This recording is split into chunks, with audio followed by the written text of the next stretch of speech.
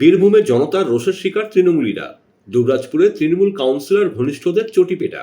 পরনে জামা নেই, পরিমরি হয়ে ছুটছেন তৃণমূল নেতা। পেছনে তেড়ে ক্ষিপ্ত জনতা। উড়ে আসছে একের পর এক কিল, চর, ঘুষি। কেউ আবার পায়ের চটি খুলে মারছেন সপাটে। হ্যাঁ, এমনই ছবি দেখা গেল বীরভূমের দুবরাজপুরে।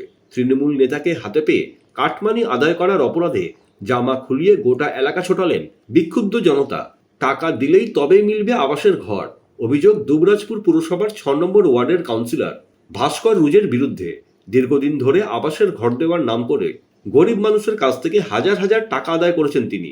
এলাকাবাসীরা বলছেন, কারোর কাছ থেকে ১০,০০০, কারোর কাছ থেকে ১৫,০০০, কেউ আবার ৩০,০০০ পর্যন্ত দিয়েছে ওই কাউন্সিলরকে। অভিযোগ, আবাসের নামে টাকা আদায় করলেও কাউকে ঘর দেননি তিনি।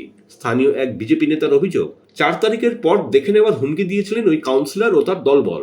আজকে তারই রোষ উগরে দিয়েছেন সাধারণ মানুষ। ক্ষমা চাওয়া তো দূর, কাউন্সিলর ভয় ঘর থেকেই বেরোচ্ছেন না। যার জেরে কার্যত ক্ষোভের বিস্ফোরণ ঘটে এদিন। কাউন্সিলর ঘনিষ্ঠ তৃণমূল নেতা ধনঞ্জয় গড়াই ওরফে ধনু মাস্টারকে নাগালে পেতেই শুরু হয় বেধড়ক মারধর। টাকা ফেরতের দাবিতে জামা খুলিয়ে রীতিমতো গোটা এলাকায় ওই নেতাকে দৌড় করিয়ে মারধর করেন বিক্ষুব্ধ জনতা।